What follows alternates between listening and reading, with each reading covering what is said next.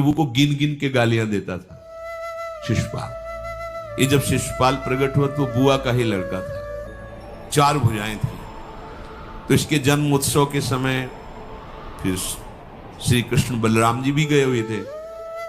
तो आचार्य ने जन्म कुंडली उस समय बाची कि महावीर होगा, ऐसा ऐसा सब वर्णन करते रहे और कहा ये उन्हीं के हाथ से मारा जाएगा जिसकी गोद में डालने पर इसकी 2 भुजाएं हट जाएंगी। तो वहां जितने आए हुए थे रिश्ते नातेदार, समाज के श्रेष्ठ श्रेष्ठ जन, सबकी गोद में शिशुपाल को, और जे भी भगवान श्री कृष्ण की गोद में डाले 2 भुजाएं गिर गई। रो करके उनकी बुआ ने कहा कि मैं भिक्षा मांगती हूं कि मेरे बालक की आपके हाथ से हत्या नहीं होनी चाहिए। का 100 अपराध तक मैं इसे बिल्कुल कोई दंड नहीं दूंगा, वचन देता हूं। ये जब से तोतली वाली बोलना शुरू किया तब से भगवान को गालियां देना शुरू किया था। इसका स्वभाव ही ये वैर, पूरा ऐसा वैर, भगवान को गालियां देता था। जिस समय सब धर्मात्माओं राजाओं की सभा भरी हुई थी और भगवान श्री कृष्ण की अग्र पूजा हुई, सब तो सह गए, शिशुपाल खड़ा हो गया और ऐसे कट वचन बोले। महाभारत में लिखा, हमने स्वाध्याय में पढ़ा था, ऐसे कट वचन बोले कि कोई भी नाराज हो जाएगा उससे। तो पहले भीमसेन खड़े हुए और कहा अपने बड़ों का सम्मान करना सीख, क्योंकि भाई ही लगता है। जैसे कुंती बुआ, ऐसे भगवान की वो बुआ का दूसरा है। सम्मान करना सीख, अगर तू ऐसे ही बोलता रहा तो यही मैं तेरा गला काट दूंगा। ऐसे का बैठ जा ब्रकोदर, बहुत खाने वाला, तू क्या मेरे से लड़ेगा। भगवान ने भी इशारा कर दिया। जब देखा कि ये बोलता ही चला, भीष्म जी खड़े हुए और भीष्म जी ने कहा मैं श्री कृष्ण के चरण आसक्ति चित्त वाला हूं, अगर अब एक भी शब्द यहां बोला इसने तो मैं किसी की नहीं सुनूंगा, इसको नष्ट कर दूंगा। और दोनों सभाओं के सर पर पैर रखता हूं, जो श्री कृष्ण का विरोध करे उसके लिए मैं पर्याप्त हूं। भगवान ने कहा चुप रहो, शांत रहो, सबको बैठा ला। वो गिनती शुरू की, 98, 99 का शिशुपाल सावधान, जो तुम्हारी माता को वचन दिया था बस एक शब्द रह गया है, आगे मुझे दोषी कोई ना ठहराए। 100 तक क्षमा करने की बात कही थी। जे ही, वो तो रुकने वाला थोड़ी था, जे ही आगे बोला सुदर्शन जी के द्वारा उसका वो परम उद्धार हुआ जो बड़े बड़े ऋषि मुनियों के लिए बड़ा दुर्लभ पद कहा गया है। गोपीजनों ने सौंदर्य माधुर्य निधि भगवान को अपना कांत माना, प्रीतम माना। एक ही वृत्ति, कितनी गजब की वृत्ति गोपीजनों की है कि सब कार्य करते हुए कृष्णाकार वृत्ति है। बेचने दही जा रहे हैं, बोल रहे कोई कृष्ण ले ले, दामोदर ले ले, माधव ले ले। कैसी वृत्ति है, देखो कैसी उच्च कोटि की अवस्था है। किसी भी भाव से हमारे प्रभु से जुड़ जाए तो इच्छा द्वेष द्वंद्वों से वो मुक्त हो जाए। और जब तक ये ठीक है, ये बेठीक है, इस तरह के द्वंद्व तुम्हारे हृदय में बने रहेंगे, तब तक मूढ़ता रहेगी और उससे पतन होता रहेगा। संसार का संबंध दृढ़ होता है इच्छा से। बहुत सुंदर बात है। संसार का संबंध दृढ़ होता ही है इच्छा से। इच्छा खत्म, संसार का संबंध खत्म। कितनी बढ़िया बात है। पर हम भागे घूम रहे हैं इच्छाओं की पूर्ति के लिए। जब एक बता दिया कि समुद्र है भगवान, जो चाहिए इन्हीं से क्यों नहीं, पर इनसे मिलने के लिए भी तुम्हें शराब छोड़ना पड़ेगा, तुम्हें मांस छोड़ना पड़ेगा, व्यभिचार छोड़ना पड़ेगा, गंदे चिंतन छोड़ने पड़ेंगे। वो राजी नहीं हो तो करो पाप और चाहो सुख। ऐसा कैसे हो सकता है? यही है जीव की परेशानी, यही है। वो ये चाहते हैं कि हे संत महात्मा, हे भगवंत, हमको छूट दो, हम खूब गंदे आचरण करें और आप हमसे सेव संतरा रुपया पैसा ले लो और आप ऐसा आशीर्वाद दो कि हमारी उन्नति होती रहे, दुख न मिले, हमें सुख ही मिलता है। कभी स्वप्न में भी नहीं हो सकता। तब लग कुशल न जीव को सपने हो मन विश्राम, जब लग भजत न राम को शोक धाम तज काम। ये दुखों का खजाना काम अर्थात इच्छा, इसका त्याग करके भगवान की शरण में होकर जब तक नाम जप नहीं करोगे, स्वप्न में भी तुम्हें विश्राम नहीं मिलेगा। और नाम जप एक गंदे आचरण करने वालों के हृदय में नहीं हो सकता। नाम परम पवित्र है। ये तभी होगा जब आपका खान पान सात्विक हो, आपका वातावरण सात्विक हो, आपका बोलना उठना बैठना सब सात्विक हो, तब नाम भगवान कृपा करेंगे आपकी जिह्वा। फिर कौन सी इच्छा रह जाएगी? कौन सी इच्छा रह जाएगी? अरे आप विश्वास कीजिए, ये जितनी इच्छाएं हैं सब स्वाप्निक हैं। जब आप सच्चा विवेक धारण करेंगे तो आपसे पूछा भी जाएगा कि जबरदस्ती केवट से कह रहे ले लो, वो कह रहा आप कछुनाथ न चाहिए, मोरे नहीं चाहिए। प्रहलाद जी कह रहे वरदान मांगो, हमारी आज्ञा का पालन करो, तो कह रहे हाँ आपकी आज्ञा का पालन करता हूं, हे नाथ मुझे यही वरदान दीजिए कि आपसे भी कोई इच्छा न रहे। ये वरदान मांगा कि आपसे भी कोई इच्छा। आप सोचो क्या है ऐसा भागवती रस कि जिसको वो मिला तो भगवान से भी कह देते। और भक्त तो बड़े विचित्र विचित्र है, वो भगवान से कहते तुम्हारी इच्छा क्या है प्यारे? बोलो हम पूर्ण करते। तुम्हारी इच्छा क्या है? हमारी तो कोई इच्छा ही नहीं, आप बोलो आपकी इच्छा क्या है? आप क्या चाहते हो? मैं कैसे आपको रिझाऊं?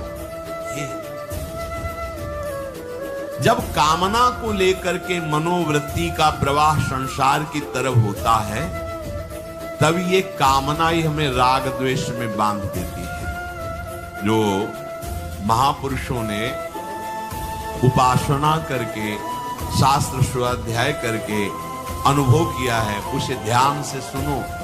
इच्छाओं से बचने का उपाय, इच्छा ही आपके बंधन का कारण है, इच्छा ही जन्म मरण का कारण है। इच्छाओं से बचने का उपाय, कर प्रमाद मत बनो आलसी, करो सुचारु रूप से काम, अपना काम स्वयं करने में लाज बड़प्पन तजो तमाम। पहली बात, शरीरधारी को किसी दूसरे शरीर से अपने शरीर की सेवा तब तक नहीं लेनी चाहिए जब तक बीमार ना हो जाए, असमर्थ ना हो जाए, चाहे गृहस्थ में हो चाहे विरक्त में हो। ध्यान दीजिए, आप चाहे आपकी पत्नी हो, पुत्र हो, परिवार हो, आप उनके सेवक हैं, क्योंकि वो सब प्रभु के जन हैं। इस भावना से रहोगे, कभी नाराज नहीं होगे, कभी गुस्सा नहीं आएगा, कभी झगड़ा नहीं होगा।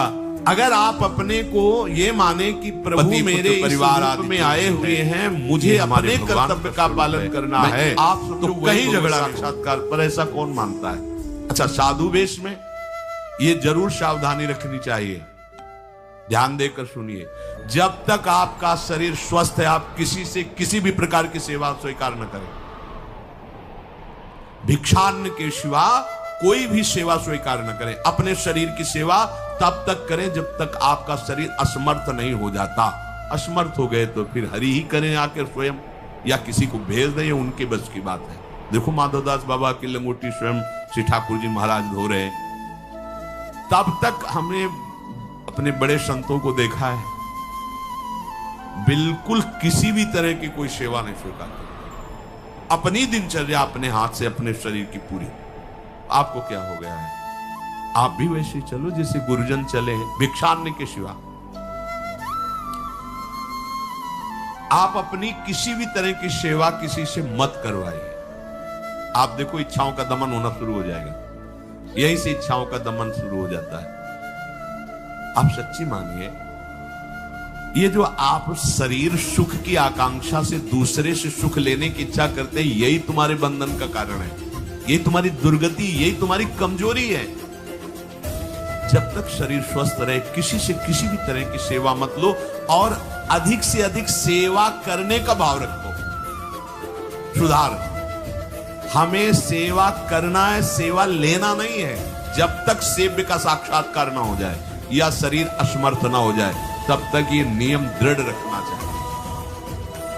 गुरुजनों को भी देखकर श्री जी की सेवा कर दो, रसोई के से बाहर शरीर सेवा में कभी धोखे से ऐसे वस्त्र आदि रह गए और महाराज तो धो के जल्दी से फैला दिया तो भी डांट लगी। ऐसा क्यों किया?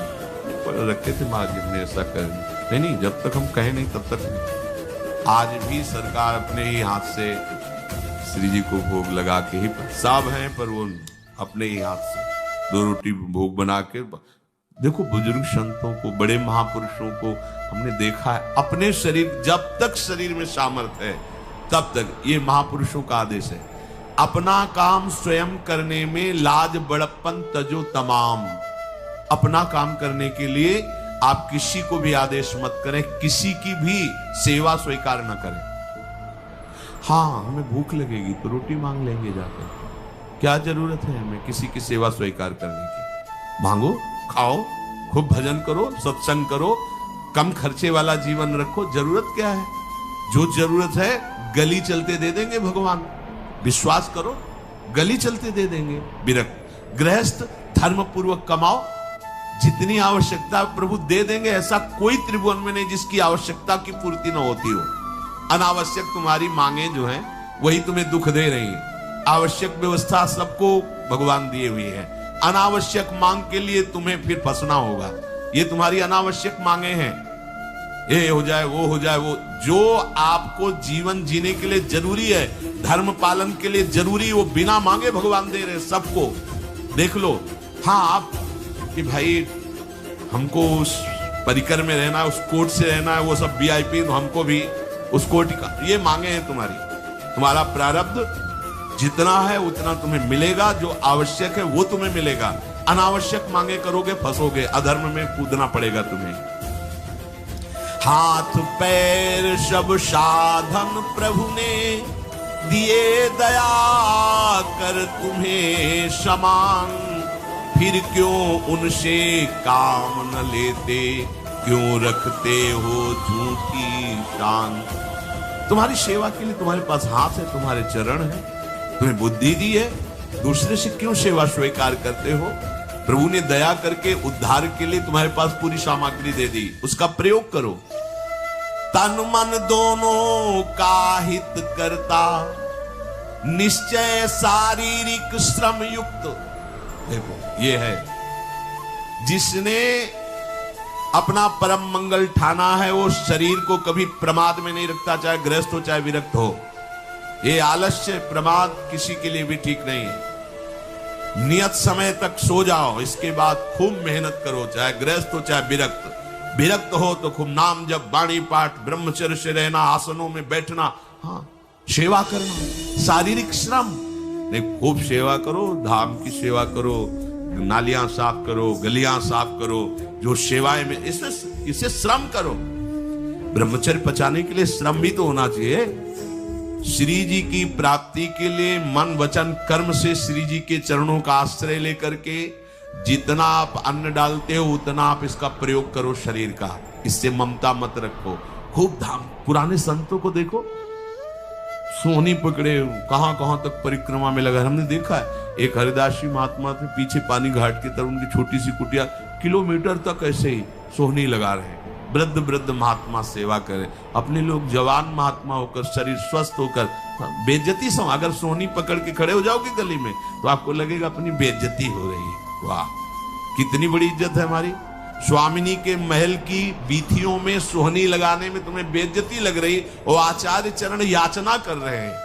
यत्किंक्रीषु बहुशा खलुका कुवाणी नित्यं परस्य पुरुषस्य शिखंड मौले तस्या कदापि रसनिधेर वृषभानुजायात् तत्केलि कुंज भवनांगण मार्जनीश्याम। लाडली जो ऐसी कृपा करो कि आपके वृंदावन धाम में कहीं सोहनी लगाने वाली, पोछा लगाने वाली मैं बन जाऊं।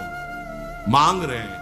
एक से कहा भैया चाहे जितना बुरा प्रारब्ध हो, यहाँ जो भगत आते हैं उनके जूते साफ कर दिया करो, प्रारब्ध खत्म हो जाएगा। भाई आप समझो ये वो दवा है जो बेजोड़ है, इसे कोई काट नहीं सकता। अच्छा अगर ऐसे न समझो तो हम आपको समझा रहे हैं।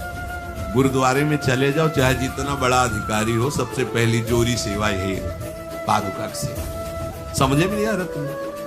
अरे जिसे हम हंसते हंसते कह रहे हैं वही तुम्हारे बंधन काटने का कारण बन जाए, यदि मान लो बात। पर वो हम जूता साफ करेंगे नहीं। मन से हम कितने गंदे हैं ये हम नहीं देख पा रहे हैं। वो तो बाहर वृंदावन की रज उनमें पादुका में लगी, छोटी मोटी बात नहीं है। पादुका जो रखी है ये बंधनी है, आप इनको ऐसे साधारण जूते बस समझ लो, ये रज में चलते। एक दिन एक ब्रजवासिनी माई रोटी रखे, उसके ऊपर पादुका रखी, एक हाथ में लाला लिए और एक हाथ में जल का ऐसे लिए, उनका अभ्यास ऐसा। अब पादुका पहन के चलने में परेशानी होती थी। तो कोई एक संत थे, वो बाहर से आए हुए थे, वो हंस दिए कैसे बावरी रोटी के ऊपर जूता लगा। ऐसे मतलब कितने साल हो गए ब्रजवास करते हुए, वह कई वर्ष हो गए। अरे वो जूती नहीं दिखाई दे रही, जूती दिखाई दे, क्या ब्रजवास कर रहा है, डांट के चल दी। समझो हम कहें कि जूती साफ करो तो हम जूती साफ करेंगे, और ये है कौन सी जूती साफ में, क्या रज है। वृंदावन बरसाने सब जगह घूमते रहते हैं ये महाभागवत जन। अगर इनकी ये गृहस्थ विरक्त मत देखो, सब लाडली जी के लाडले हैं जो यहाँ आए हुए हैं। अगर हम उनकी पादुका साफ करेंगे तो हमारा हृदय साफ हो जाएगा। पर कोई मानता कहाँ है। अपनी सेवा स्वयं करो और दूसरे की सेवा मिल जाए तो जैसे लोभी आदमी के सामने धन फेंक दे तो कैसे भागता है, ऐसे आपको होड़ लगनी चाहिए कि ये आदमी इतना न कर पाए जितना हम सेवा करें। परमार्थ में शरीर पोषण नहीं, परमार्थ में शरीर की धज्जियां उड़ानी है, अहंकार की, देहाभिमान की। राखे अपने को सदा भगवत सुमिरन लीन, सुने न जग के दोष गुण, करे न चित्त मलिन। सदैव अपने को ये देखता रहे कि प्रभु का सुमिरन चल रहा है कि नहीं अंदर।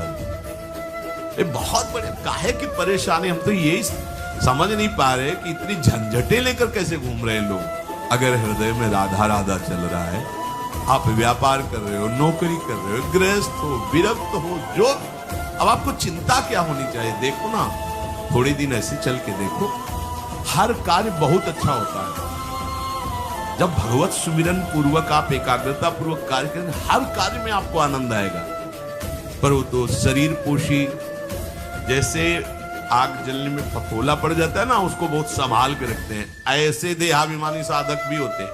कोई इतना शरीर को सजा के, इतना संभाल के कि लगता है यही भगवत प्राप्ति है इनकी, कि इनके शरीर बिल्कुल ऐसे नहीं। संतों ने देखो ना कैसे अपने शरीर के राग का त्याग किया है, गुरुजनों की आज्ञा में तत्पर होकर धज्जियां उड़ा दी देहाभिमान की, तब उनको परम पद प्राप्त हुआ है। अपने शरीर का राग रखने वाला परमार्थ में कैसे चल सकता है। कब तक फंसे रहोगे विषयासक्ति वासना में हो दीन, अरे कब तक मन में भरे रखोगे दुर्विचार दुर्भाव मलिन। जिन भोगों के लिए हो रहे तुम लालायित सुखमय जान, यही घोर दुख उपजाएंगे, बढ़ जाएगा अज्ञान। इसलिए छोड़ो सब आशा ममता, आसक्ति कामना मद अभिमान, एकमात्र शरणागत होकर भजो निरंतर राधे श्याम। प्रभु की आसक्ति हृदय में धारण करो, यही समझ में नहीं आता। चले हो राग त्यागने के लिए, पोषण कर रहे हो शरीर राग का, कैसे बात बने। चलो कोई विषय संसारी है तो लगता है अभी बेचारा है। आप लोग बेचारों की लाइन में थोड़ी हो, आप लोग बेचारों की लाइन में नहीं हो। आप जितने भी, चाहे गृहस्थ हो चाहे विरक्त हो, धाम आ गए हो, दीक्षा ले ली है, शास्त्र स्वाध्याय करते हो, सत्संग, आप बेचारे हो, आप भगवत पार्षद हो। पर आप अपने स्वरूप को समझो, ये अंदर की बातें सुधारो। आगे कह रहे हैं कि सुने न जग के दोष गुण, करे न चित्त मलिन। अपने भगवत चिंतन में मगन रहो। कोई तुम्हें यदि किसी की निंदा आदि सुनाने लगे तो उसे मत सुनो। पूछे कछु कछुए कहे, को आए के पास, सुन ले कछु बोले नहीं, सब ते रहे उदास। पर निंदा पर दोष के, कथन सुनन में लोग, जो आनंद अनुभव करे तो लहे नरक के भोग। तुम्हारे पास आकर कोई तुम्हें दूसरे की निंदा सुना रहा है, और अगर तुम्हें हर्ष हो रहा है, कैसी बात, कोई नामदाता सदगुरु की निंदा करे तुम सुन लिए, कैसे तुम्हारे इस पाप का प्रायश्चित होगा। सुनने और कहने वाले दोनों को एक ही दंड मिलता है बराबर। तुम अपने गुरुदेव की निंदा सुन ली, तुम अपने आराध्य देव की अवहेलना की बात सुन ली। उपासना नहीं है, कहीं देहाभिमान है कि हम तो गुरु के श्रेष्ठ है ना, गुरु जी की निंदा होती हमारी वंदना हो रही, परिणाम में लड्डू मिलेगा, खा लेना, परिणाम पक्का। पर निंदा के ते आवत नहीं कछु हाथ, मूरख पर्वत पाप को ले